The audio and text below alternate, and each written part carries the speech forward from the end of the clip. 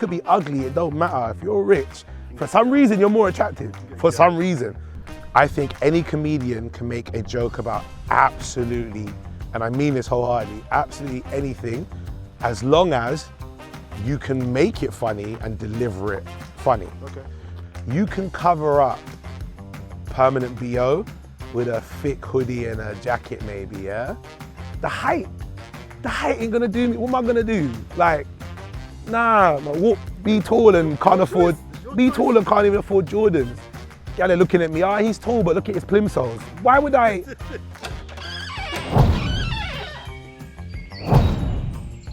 Aurie, talk to me about comedy. Why and what was your entry point? Why?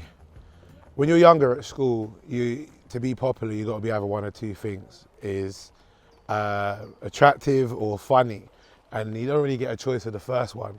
So you try work on the other one just to kind of find your ground amongst your peers. And I think from that, I kind of picked up the bug of wanting to be funny. Maths from a 9-year-old. 2 + 2 is 4. Bring the book, come. Watch me do this, innit? Bring it, come, man. Bring that book, come. And he brought the book to me. And I opened it up and I looked at it. I ain't never felt so much fear in my life from a book of education. What they're doing is different from what I used to do. I read it. You'll understand the fear because this is what the question said. Question 7, and you tell me if you could pick out what threw me off. Question 7. Without the use of a calculator, how are you gonna cut my legs off and tell me to walk? That makes no sense. My first stand-up comedy set, 22nd of March, 2010. And when I was starting comedy, it was predominantly doing gigs in front of my own people. So there's black comedy circuit. They let you know when they don't like you. And that happens a lot when you're still trying to figure out how your comedy is supposed to be, what you sound like, who you are. So it happens so much that you have to tell yourself, all right, I didn't get them that day, but I'll do it again tomorrow. There's a show at Comedy Store called The Gong Show, yes, where you're given a time where you have to try and hit the crowd. I think it's 3 minutes.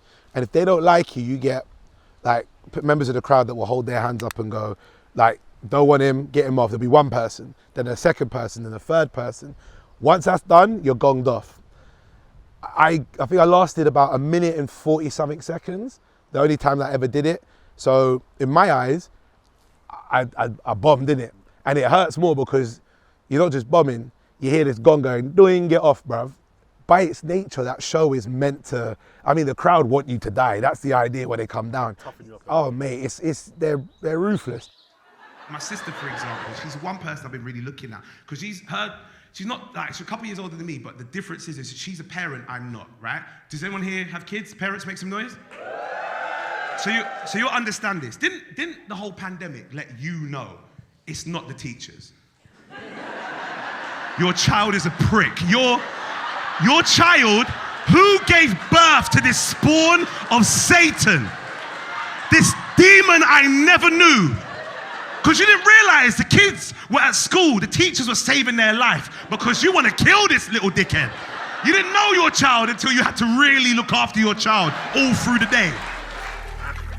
Is there ever anything that is off topic? Is there anything that you would never find humor in? Or can you find humor in anything as long as it's delivered well? So I have a rule for myself, but I also have a rule when it comes to comedy.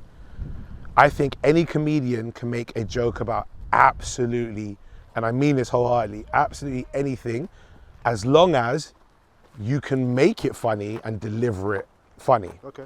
Right? That being said, there are things I wouldn't discuss because it's just not for me to do so. So because you think that some things are off limits, or you don't think you could deliver it in a way. Not because it's off limits. Not because it's off limits, but I don't find certain things funny. Okay. So I wouldn't try to make them funny. Okay. But it doesn't stop me from looking at when other people do it and go, you were able to find the funny and deliver it in that way. Okay. I think when you start to license what people can talk about, then you ruin the ability to deliver an experience to those who receive it, to see it from a different perspective. We watch movies all the time. Like, there are many people that will say the topic of slavery is not funny, so I don't want to talk about it. But then you have movies like Django, where people had seen that and there are many that were entertained by it. I thought the film was great. If I was to sit here and carte blanche say, never should we ever talk about it or see any humor in it, then we wouldn't get a film like a Django, which is artistic licensing and it's not completely true. However, it's out, people enjoyed it, it got good ratings, etc. I cannot tell somebody else who may find that narrow corridor to walk a line of where something can be funny and say, well, the topic I don't think is funny, so you can't find that corridor.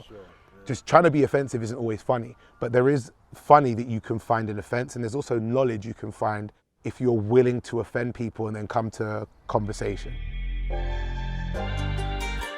I went to a private boarding school, but because I was bad.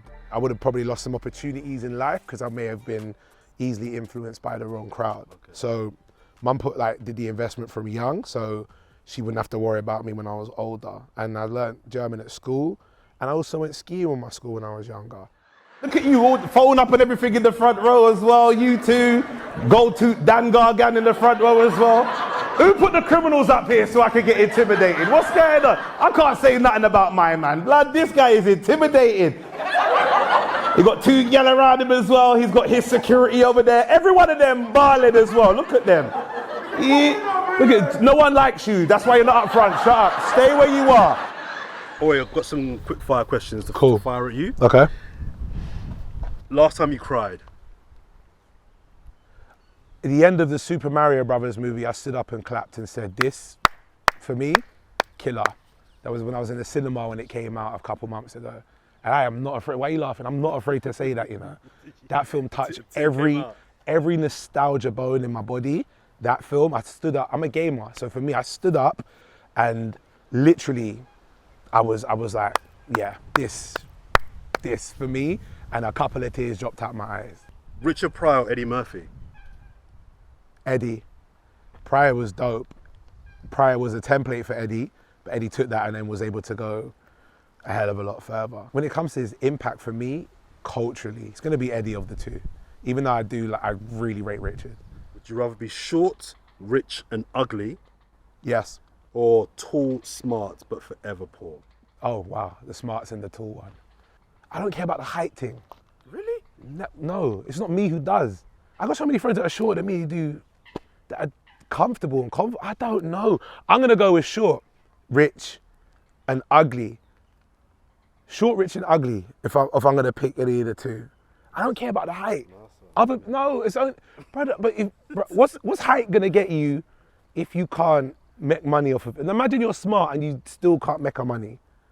Let me tell you something, right? From what I notice about how people are in the world, you could be ugly, it don't matter. If you're rich, for some reason, you're more attractive. For some reason. The height ain't gonna do me. What am I gonna do? Like, nah, man, be tall and can't afford, be tall and can't even afford Jordans. Guy looking at me, he's tall, but look at his plimsolls. Why would I? Nah. I'm gonna go short, rich and ugly. Your choice. Would you rather have permanent bad breath or permanent BO? I'm gonna say permanent BO. You can cover up permanent BO with a thick hoodie and a jacket maybe, yeah? And I don't know about that, Richard. No. If you wash your skin and you just smell, at least you know you're clean, but you just permanent BO. The BO gonna creep out every now and then. Every day. It's permanent. It will creep out, but it might take a little hour or two. But with permanent bad breath, anytime you try to kiss your partner, anytime you're just in a regular conversation, and I act, anytime I'm in a scene, acting with, nah, it's gotta be, I reckon permanent BO. Yeah, man. All right, I'm gonna give you the option of two superpowers. The ability to teleport. Okay. Or to know what people are thinking. Teleport. Teleport. I don't wanna know what people are thinking all the time. Really? Nah, never.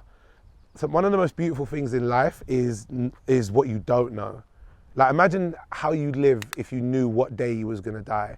You'd live knowing that you got to do everything up until that day, but then once there's always a dread that day is gonna come, And no matter how much you distract yourself, you know that it's going to be that day. And No, but hang on, but knowing the day you're gonna die, Yeah. is a good thing. 'Cause if I know I'm dying in 4 years' time, you could then set I'm up and living- so on.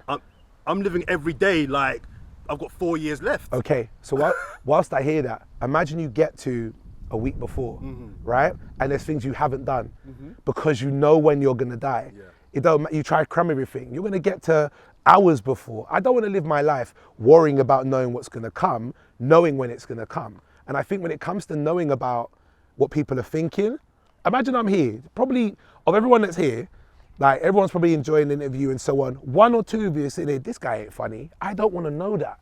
I'd rather just come and do the interview, Go talk, about your business. like go about my business, thinking, telling myself, everyone here just enjoyed it. Yeah, I'd rather teleport, get to my gigs easy and get back home and save money on flights. Are you mad? I'm going, brother, do you know what? It's expensive to fly a plane. If I could just teleport, yes, man, Falaraki, I'm good. there. Yeah, I'm not trying to, or not do that and then be on a plane hearing what everyone thinks about me and my BO self. No.